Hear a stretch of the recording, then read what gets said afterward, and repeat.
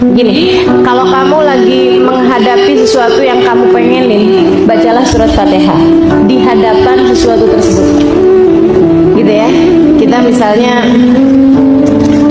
kalau ibu-ibu nih apa ya biasanya ya? Lagi ngeliatin ada rumah bagus. Pas lagi ngeliat Fatihah gitu.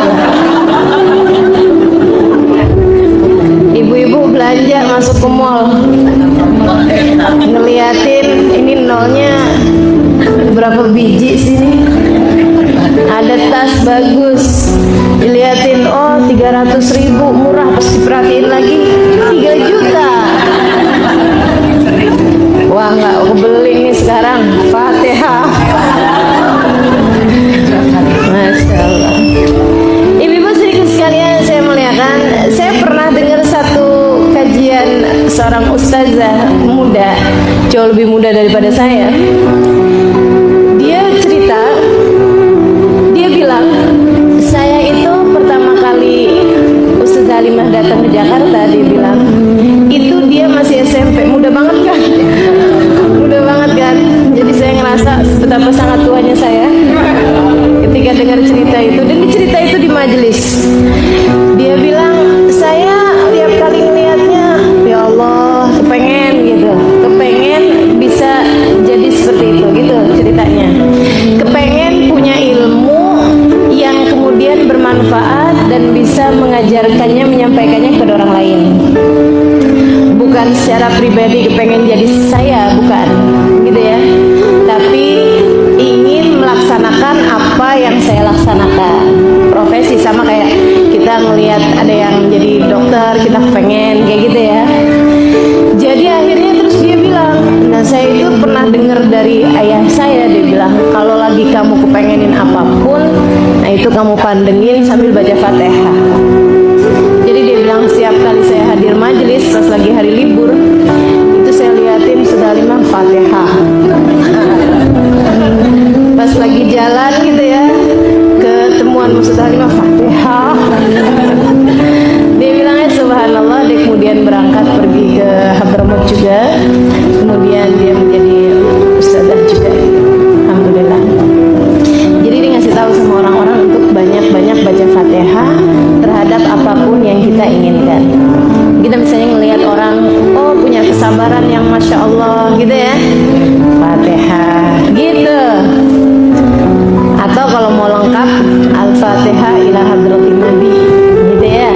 Fatihahnya kita sambungin dulu ke Nabi Muhammad, biar Nabi Muhammad juga ikut mengaminkan doa dan harapan kita. Ngelihat ada anak soleh, benar, terdidik sekali. Kita kepengen anak kita juga jadi anak yang soleh, anak kita juga menjadi anak yang terdidik, kan begitu ya? La hadratin Nabi Al-Fatihah gitu. Teman-teman sekalian, kita ngelihat ada orang yang misalnya punya suami yang sangat soleh sekali, baik sekali suaminya kepada istrinya, dan dia juga baik sekali, hubungannya manis dalam rumah tangganya. Daripada dinyinyirin sementara kamu belum menikah gitu ya, lebih baik di Fatihain. Enak nih kan, daripada tuh palingan kelihatannya doang dari luar tuh kayak gitu. Kayaknya kalau di rumahnya mah belum tentu. Palingan ini kalau di luar baiti jannati, kalau di dalam baiti nari. Nyinyir sekali ya. Teman-teman sedikit sekalian saya muliakan, daripada begitu mendingan ya Allah karuniakan saya pula pasangan yang soleh, yang bisa bawa kebaikan bagi saya, yang sikapnya lemah lembut pada saya, dan mudahkan saya juga untuk bisa menjadi yang solehah baginya. Al-Fatihah itu. Jadi apa-apaan di Fatihain aja gitu ya. Jadi teman-teman sekalian saya muliakan, apapun Fatihain aja. Insya Allah mudah-mudahan Allah karuniakan kepada kita segala kebaikan.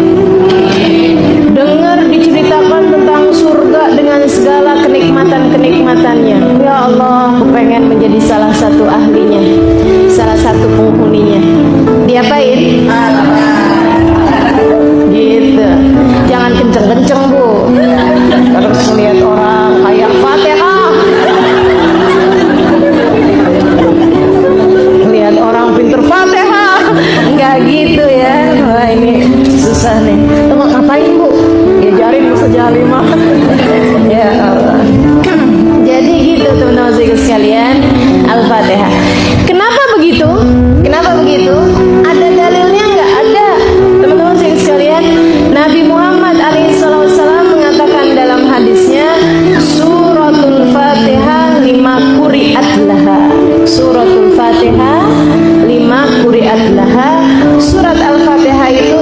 tergantung niat bacanya mau buat apa.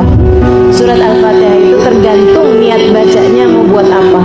Jadi kalau kita bacanya mau buat sesuatu hal, insya Allah Allah berikan sesuai dengan niatannya tersebut. Jadi kalau kita baca memang dengan niatan-niatan agar hajat-hajat kita dijabah, insya Allah mudah-mudahan surat Al-Fatihah menjadi salah satu penguat, salah satu pembuka hajat-hajat kita tersebut dijabah oleh Allah